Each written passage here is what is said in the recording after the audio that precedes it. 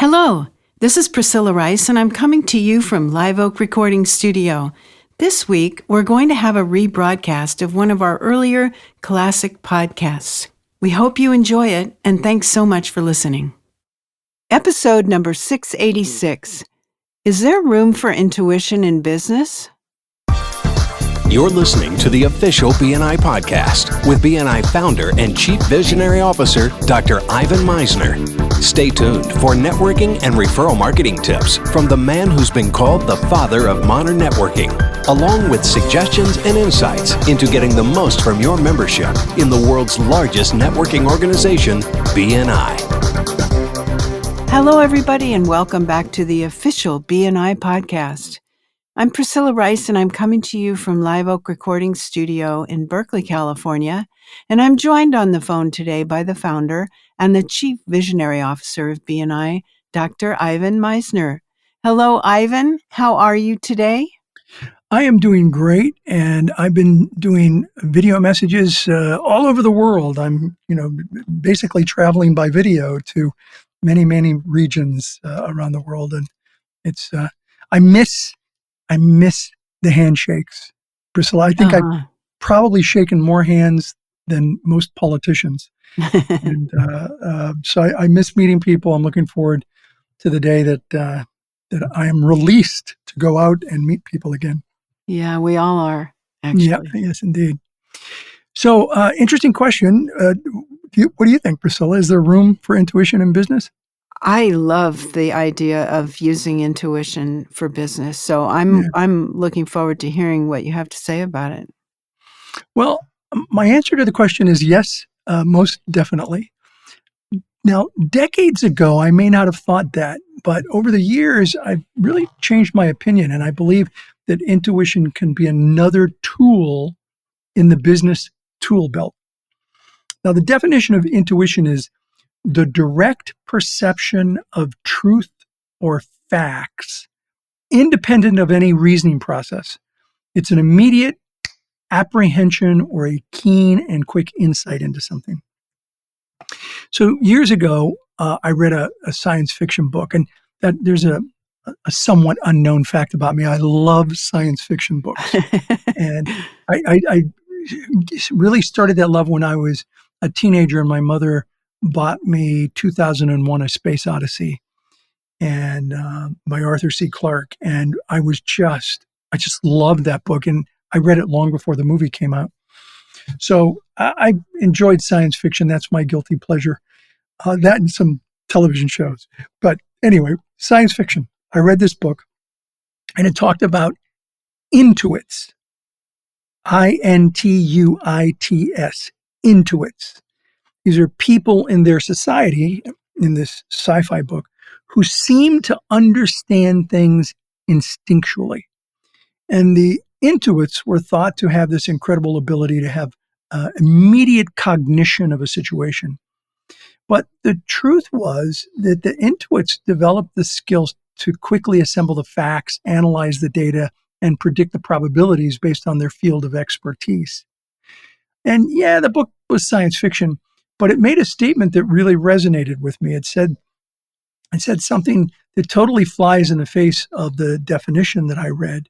It said that intuits trained for many years in a specific field. They trained in different fields. And that it wasn't just in an instinctual understanding of an issue, but in fact, it was about quickly using reasoning, given their amassed understanding of a particular issue. And in the real world, that's basically what predictive analytics does using computers today. So, having reconsidered my opinion on instincts, I noticed that as I acquired more experience in my field, both in terms of networking and running a global business, I found myself better at assessing issues quickly and having a gut feeling about the direction I should go. And what I had presumed was instinct was, at least in part, quickly assessing the situation given my amassed knowledge of a particular subject. What some people think of as instinct might in fact be this amassed knowledge applied rapidly.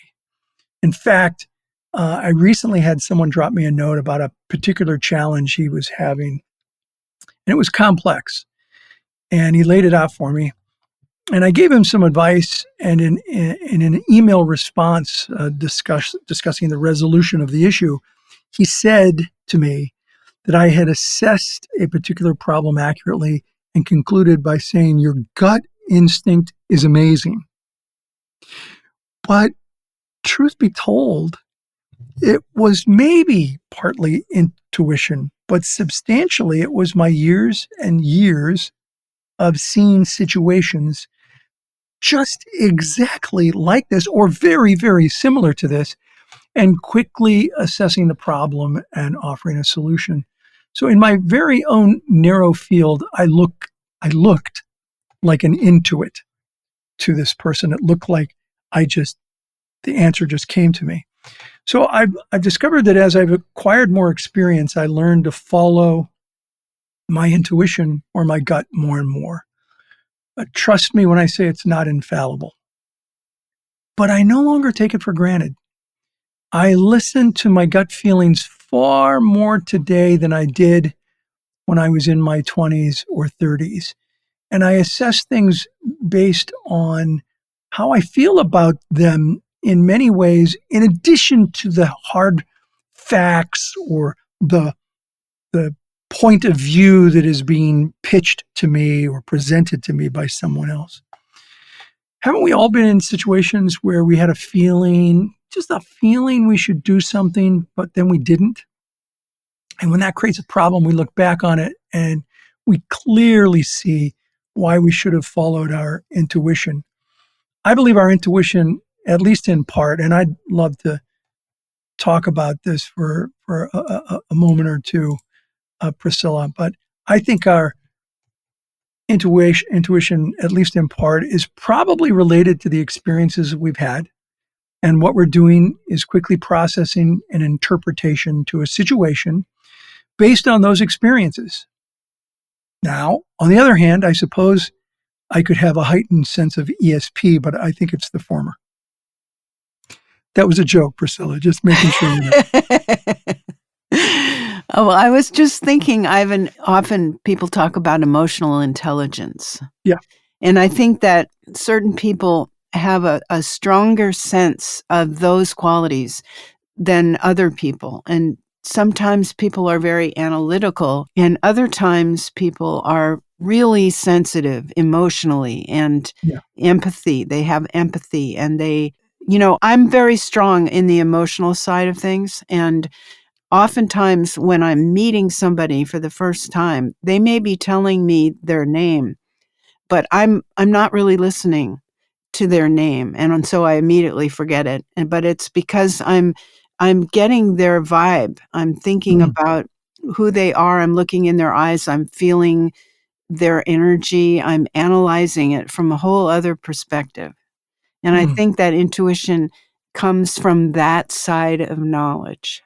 Yeah, that's a whole segment I could have added into the podcast on emotional intelligence, because I think intuition and emotional intelligence do in fact come in hand to hand a little bit. Certainly, intuition and emotional intelligence, no question about it. That's a really good observation.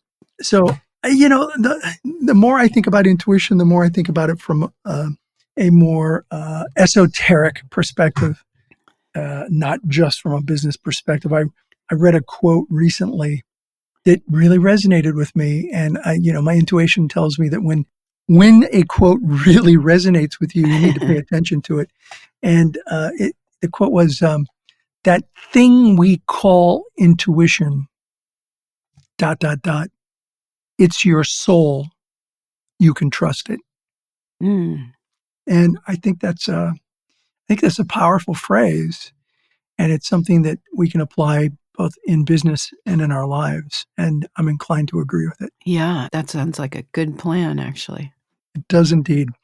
So for those of you listening to the podcast this week, I'd love for you to share any story you have about how intuition has served you well, or where did you not follow your intuition and maybe you regret it.